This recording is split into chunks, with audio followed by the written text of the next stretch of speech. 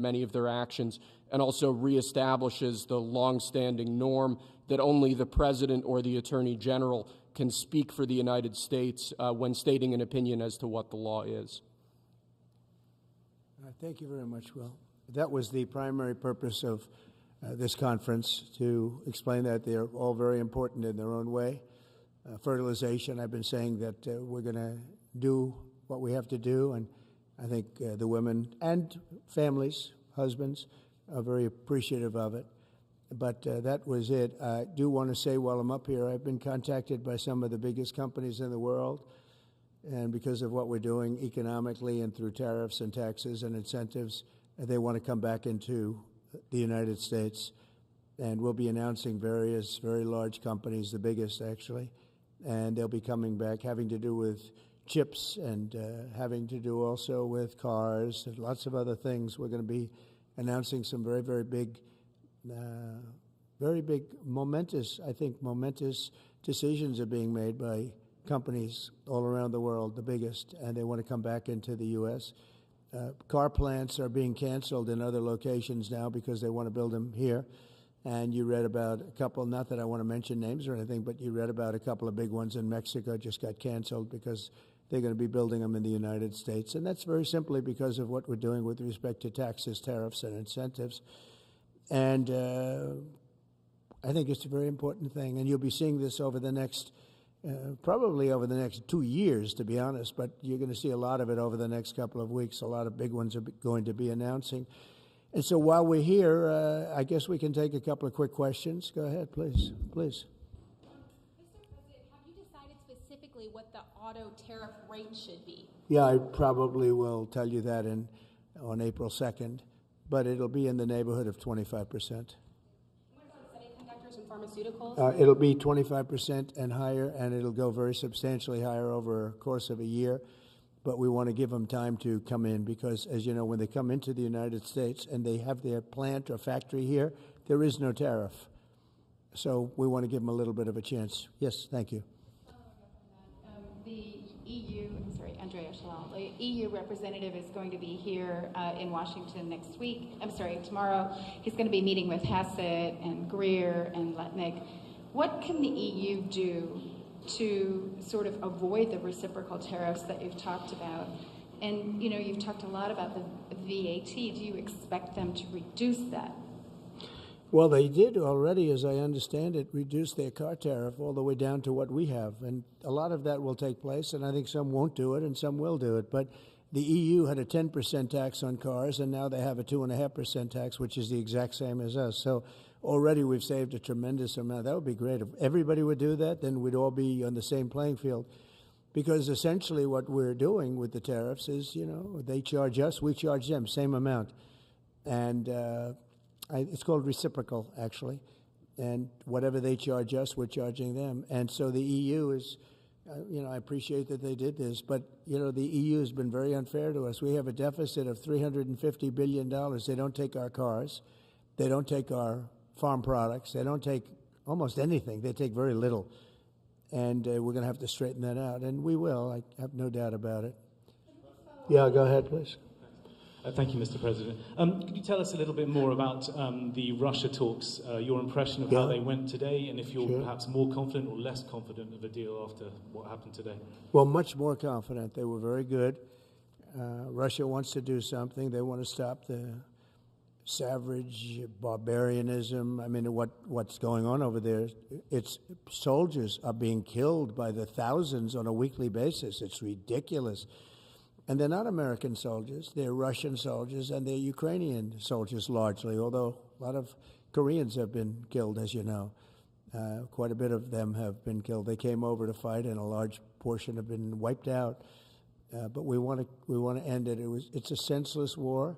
It should have never happened, would have never happened if I was president, and it's a shame to see it. And I see pictures that you don't see, but I see pictures of fields that look just horrible. It looks like Gettysburg. If you see the old pictures of Gettysburg, it's soldiers lying all over the field, body parts all over the field. They're all dead. And this is going on a daily basis. It's a horrible thing. Both Russia and Ukraine, they're losing thousands and thousands of soldiers, and a lot of people have been killed, too. I think that's one of the things that you'll see historically and you'll see later on as it goes along. I think people are going to be surprised at how many people, not only soldiers, have been killed in Ukraine. A lot more people than you think. Yeah, please. President Trump, as part of a peace deal with Putin, would you be willing to consider removing all American troops from Europe? Well, nobody's asked me to do that, so I don't think we'd have to do that. I wouldn't want to do that. But that question's never really come up. Yeah. Please. Sir, do you support stationing European peacekeeping troops in Ukraine as part of this peace deal? If they want to do that, that's great. I'm all for it. If they want to do that, I think that'd be fine. I mean, I know France has mentioned it. Others have mentioned it. UK has mentioned it. But, if we have a peace deal, I think having troops over there from the standpoint of Europe, we won't have to put any over there because, we're very far away. But having troops over there would be fine. I would not object to it at all. We're talking about this now, peace. We have either a ceasefire or a peace itself, and we're looking to do both. We'd start off with a ceasefire, and if they want to do that. I know France was willing to do that, and I thought that was a beautiful gesture. Yeah, please. Do you have any message for Ukrainians who, after 3 years of fighting, might feel betrayed or disappointed at not having a seat at these initial talks in Saudi Arabia? Well, I think I'm really disappointed in what's happened. I've been watching this for 3 years. It's a war that would have never happened if I was president, and I've been watching these people being killed at levels that you've rarely seen, not even close, since the Second World War. And I'm very disappointed. I hear that, they're upset about not having a seat. Well, they've had a seat for 3 years and a long time before that. This could have been settled very easily. Just a half-baked negotiator could have settled this years ago without the loss of much land, very little land, without the loss of any lives, and without the loss of cities that are just laying on their sides. You have those magnificent golden domes that are shattered, will never be replaced. You can't replace them. 1,000-year-old domes that are so beautiful. You can't replace that. A whole civilization has changed because of what. So when they're worried about not being seated, you mean somebody that should have gone in and made a deal a long time ago. You could have made a deal. This is one that could have made a deal. There was no talk of this during the Trump administration. Putin would have never, ever done it. And by the way, we wouldn't have had October 7th. You know that. We wouldn't have had October 7th either in Israel. And we wouldn't have had that mess that's going on over there. It's like we have great fire people here. We're putting out fires. All over the world we're putting out fires. So that wouldn't have happened. And you know what else wouldn't have happened? Inflation. Because it was caused really by the cost of energy going through the roof because of their bad energy policies and also their spending, their terrible spending, wasteful spending on the Green New scam. It's a scam. It's a whole big scam. Yeah, please. Yes, sir. I want to ask you a little closer to home. What would it take for you to reconsider the restrictions on the Associated Press? And secondly, some of your advisors are concerned with the Associated Press's style guide, using language and giving guidance to not use words like illegal immigrant or to use phrases like gender-affirming care. And they're concerned about that being an encroachment of liberalism in the way in which the press writes about things. Do you share those concerns? Well, I do think that some of the phrases that they want to use are ridiculous, and I think, frankly, they become obsolete, especially in the last 3 weeks, because many things have happened in the last 3 weeks. And I didn't know about that, but I would say that if they want to use certain phrases like that, and I guess some are okay, but many aren't, but the Associated Press just refuses to go with what the law is and what is taking place. It's called the Gulf of America now. It's not called the Gulf of Mexico any longer. I have the right to do it, just like we have the right to do Mount McKinley, and nobody's even challenging that. But only essentially it's primarily the Associated Press, and I don't know what they're doing, but I just say that we're going to keep them out until such time as they agree that it's the Gulf of America. We're very proud of this country, and we want it to be the Gulf of America. Now, the Associated Press, as you know, has been very, very wrong on the election, on Trump and the treatment of Trump and other things having to do with Trump and Republicans and conservatives. And they're doing us no favors, and I guess I'm not doing them any favors. That's the way life works. But, thank you for the question. Who are you with? Very good question. Thank you. Yes. We're hearing that Russia wants to force Ukraine to hold new elections in order to sign any kind of a peace deal. Is that something that the U.S. would ever support? Well, we have a situation where we haven't had elections in Ukraine, where we have martial law, or essentially martial law in Ukraine, where the leader in Ukraine, I hate to say it, but he's down at 4% approval rating, and where a country has been blown to smithereens. You got most of the cities are laying on their sides. The buildings are collapsed. It looks like a massive demolition site. So many of the cities. They haven't done it in Kiev because I guess they don't want to shoot too many rockets in there. They've done it 20%, but they haven't done it 100%. If they wanted to do it 100%, it would probably happen very quickly. But you have cities that are absolutely decimated. And yeah, I would say that, when they want a seat at the table, you could say the people wouldn't the people of Ukraine have to say, it's been a long time since we've had an election. That's not a Russia thing. That's something coming from me and coming from many other countries also. Ukraine is being just wiped out. Look at what's happening to the cities. There are cities, there's not even a building standing. It's a massive, you talk about Gaza. It's literally, these cities look like Gaza. Actually, many have, percentage-wise, more buildings knocked down than in Gaza. So, people are tired of it. People want to see something happen. And, the other thing that it's been bothering me for a long time, because I solved the problem with NATO. They paid hundreds of billions of dollars into the funds of NATO when I said, you got to pay, because the United States was paying for European countries, and then they take advantage of us on trade. But I've seen it. Look, they have to pay. They have to find out, where is the money going to? We have, I believe President Zelensky said last week that he doesn't know where half of the money is that we gave him. Well, we gave them, I believe, $350 billion, but let's say it's something less than that, but it's a lot. And we have to equalize with Europe, because Europe has given a very much smaller percentage than that. I think Europe has given $100 billion, and we've given, let's say, 300 plus, and it's more important for them than it is for us. We have an ocean in between, and they don't.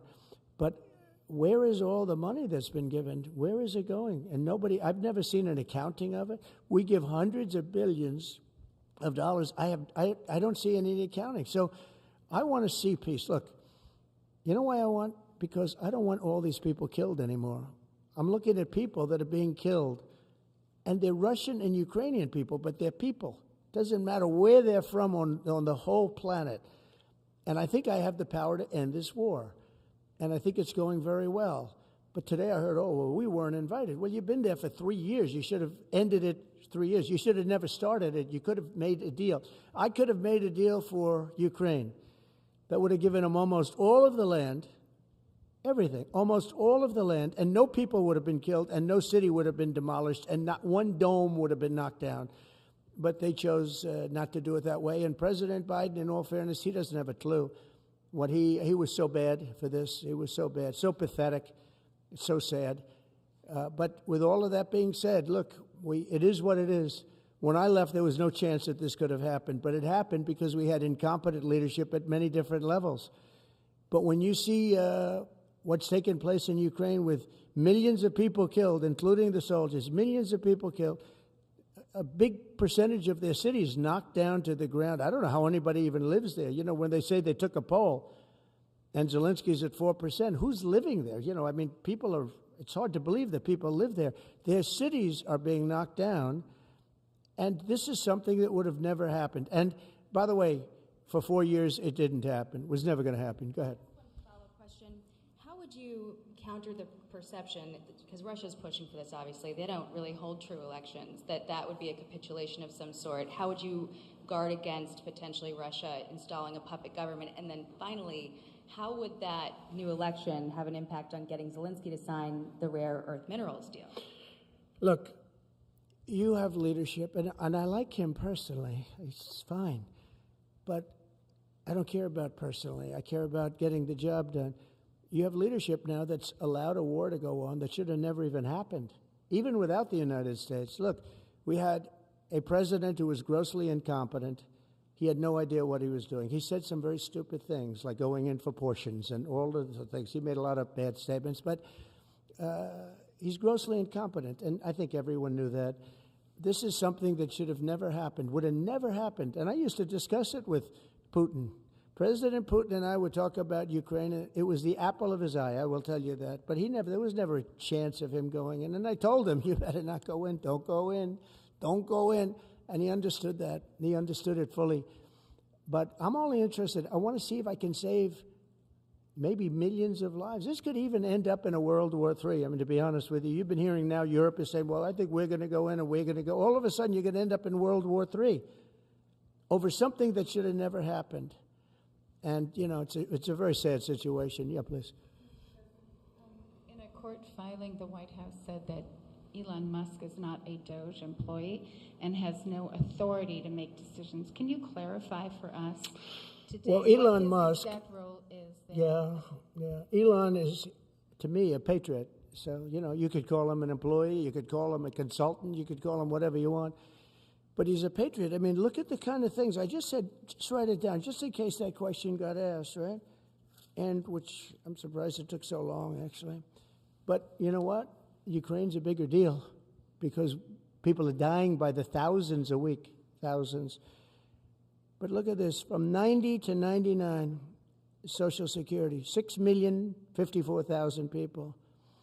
Well, that's okay. Maybe that's possible. You know, 90 to 99, maybe it's possible. It's a lot of people, though, at that. But people that live to 100 to 109, 4,734,000. Wow, that's a lot. That means over 100 years old. They have 4 million people. I don't know too many. I know people that are doing great in their 90s, but not too many people over 100. But over 120, from 120 years old, people that are 120 years old up to 129, 3,472,000 people. Wow. You know that can't possibly be because the record is like, I think it's one person, a woman, lived to 127, but they have 3,472. Okay, but now we're going really in. People from 130 years old to 139-year-old, 3,936,000. Wow. I wonder if people are getting paid with all this. I mean, are these checks? And that's what we're checking right now. People from 140 years old to 149 years old, 3,542,000, 140 years old and beyond. Now we're really going because we're looking to break the record by 25 years. People from 150 years old to 159 years old, 1,345,000. These are in the, by the way, these are in the computer files. This is what they do well. They're super. I asked Elon, who are these Doge people? He said they're super brilliant computer people and they love the country. It's simple. Wait a minute. People from 160 years old to 169 years, 121,000. So 160-year-old people. 170 to 179,000, 6,087. But now, let's go into the real numbers. From 200 to 209 years old, 879 people. From 210 years old, I haven't met any of them. And if I did, I would bless them. I would worship the ground they walk on. 210 to 219 years, 866. From 220 years old to 229 years old, 1,039. And then you have two people, from 240 years old to 249 years old, one person. And there's one person that's 360 years old. That's just that. And then, where's the money being spent, right? Let's go into that for just a second. $520 million for a consultant on the environment. It's called Environmental, Social, and Governance. Investments, in Africa and mobilize private sector resources, $520 million. Somebody got $520 million for an environmental, sounds like an environmental study. I've always been one that paid a lot of money for my environmental studies, but I paid like $50,000, not $520 million. $520 million for ESG. $25 million to promote biodiversity, conservation, and promote licit livelihoods by developing socially responsible behavior in the country of Colombia. Well, it's nice, $25 million to go into Colombia for something that nobody ever heard of. $40 million to improve the social and economic inclusion of sedentary migrants. $40 million. $42 million for Johns Hopkins, great place, to research and drive social and behavior change in Uganda. $42 million. What about us? What about social change in our country? $70 million for a center at Purdue to research university-sourced, evidence-based solutions to developmental challenges. I mean, these are massive numbers on things that nobody ever heard about. $10 million for Mozambique voluntary medical male circumcisions. $10 million for circumcisions in another country. $9.7 million for UC Berkeley to develop a cohort of Cambodian youth with enterprise-driven skills. In other words, let's teach them something about enterprise. What about our people? Can't we teach them about enterprise? $2.3 million for strengthening independent voices in Cambodia. $32 million to the Prague Civil Society Center, which is a very liberal group of people. Wonder how much of that money came back to the people that approved it. $14 million for improving public procurement in Serbia. $486 million to the Consortium for Elections and Political Process Strengthening, including $22 million for inclusive and participatory political process in Moldova, and $21 million for voter turnout in India. Well, why are we giving $21 million to India? They got a lot of money. They're one of the highest taxing countries in the world in terms of us. We can hardly get in there because their tariffs are so high. I have a lot of respect for India. I have a lot of respect for the Prime Minister. He just left, as you know, 2 days ago. But we're giving $21 million for voter turnout. It's voter turnout in India. What about, like, voter turnout here? Oh, we've done that, I guess. We did $500 million, didn't we? It's called the lockboxes. $20 million for fiscal federalism in Nepal. Listen to these numbers. This is all fraud. $19 million for biodiversity conservation in Nepal. $1.5 million for voter confidence. We want to give them confidence in Liberia. $14 million for social cohesion in Mali. $2.5 million for inclusive democracies in South Africa. $47 million for improving learning outcomes in Asia. Asia's doing very well. They're doing a lot better than we do in the schools, aren't they? $2 million to develop sustainable recycling models to increase socioeconomic cohesion among marginalized communities in Kosovo and Ascali and in Egypt. We're talking about hundreds of billions of dollars. I could, by the way, I could read this all day long. I could go on all day long, and you'll see hundreds of billions of dollars, and we're doing it. But when I saw the Social Security numbers, I said, wow, that's really something. So we have, let's just go above 100 years old. We have millions and millions of people over 100 years old. Everybody knows that's not so. We have a very corrupt country, and it's a sad thing to say, but we're figuring it out. Now, the good thing about Social Security and what I read is if you take all of those numbers off, because they're obviously fraudulent or incompetent, but if you take all of those millions of people off Social Security, all of a sudden we have a very powerful Social Security with people that are 80 and 70 and 90, but not 200 years old. You know, so it's a very positive thing. How about over here? Yeah, please. Your reaction to Michelle King, the head, resigning after the DOJ Who resigned? The head of Social Security. I don't know. I mean, I resigned or got fired. I think got fired. You know, when you fire somebody, they always resign, and then they say, we resigned. But when you have numbers like that, I think really it's got fired. They have to get fired. Who would keep them? How could you have numbers like this? Now, the big thing is, how many of these people got paid? Were they getting paid? Were they getting paid? How many of them were getting paid Social Security? Because if that's the case, it's a massive fraud. We'll have to call those great Palm Beach police into this situation, right? You guys would figure that out very quickly. But how many of them are being paid? I mean, maybe millions of them. But it's a total fraud. Also, a lot of illegal immigrants are in Social Security that shouldn't be there. Yeah, please, go ahead. Mr. President, there was a big wave of probationary federal workers who were fired over the weekend. Some of these workers focused on nuclear weapon security, were immediately rehired. Do you have any concerns about how these terminations have played No, out? not at all. I think we have to just do what we have to do. It's, you know, you're going to, it's amazing what's been found right now. It's amazing.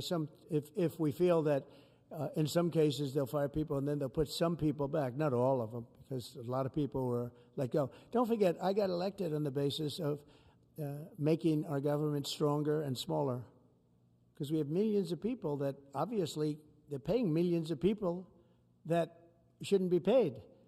And that has also to do with workers. Yeah, please. No, go ahead. Actually, yes, New York Times. Mr. President, given your concerns about corruption, you said that if there were any conflicts of interest with Elon Musk, you wouldn't let him anywhere near it. That's right. Doge and SpaceX employees are now working directly at the Federal Aviation Administration and the Defense Department, agencies that have billions of dollars in contracts with Musk's companies or that directly regulate his companies. How is that not a conflict of interest? Well, I mean, I'm just hearing about it, and if there is, and he told me before I told him, but obviously I will not let there be any conflict of interest. He's done an amazing job. They've revealed, in fact, he's going to be on tonight, a big show called Sean Hannity at 9 o'clock, and he's on and I'm on, and we talk about a lot of different things. And any conflicts, I told Elon, any conflicts, you can't have anything to do with that. So anything to do with possibly even space, we won't let Elon partake in that. Yeah, please. On immigration, sir, you said you would be sending the worst of the worst to Guantanamo Bay. What we're finding out is that there are a lot of low-risk migrants who don't have a criminal background who are also being sent. Are you thinking about this differently now? No, they're going to be brought back to their countries. And with some persuasion, every one of those countries, everyone in the, as you know, every country is taking the people back. So some of them are going to be brought back to, many of them, any of them that are low risk, as you say, are going to be brought back to their countries. Yeah, go ahead, please. Can you give us a bit of an update on where you stand with Venezuela? It's oil. There's basically a monthly license that can soon extend. Well, you know, we had Venezuela on the run, and it looked like that was going to be very good. And when Biden came in, as he always does, he screws it up. And they started buying millions and millions and millions of dollars of oil, billions of dollars actually, of oil, and it gave them a new life, a new really lease on life. But we'll see. We had some pretty good discussions with a lot of people within our government, in the United States government, that are involved in that.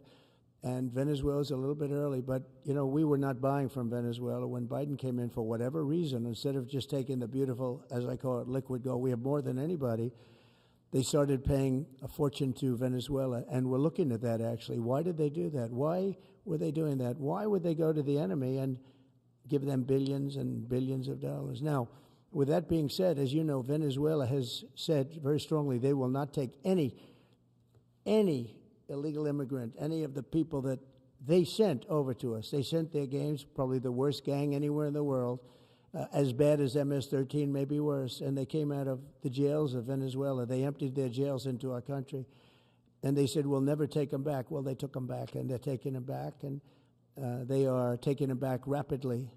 They were sending a lot of people to Venezuela. They said they wouldn't take them back, and they are taking back. But we're looking at Venezuela very seriously, and we're going to be able to. Don't forget, I've only been here for 3 weeks. Yeah, please.